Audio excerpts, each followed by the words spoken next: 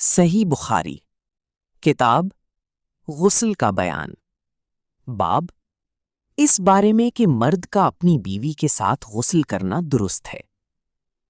حدیث نمبر 250۔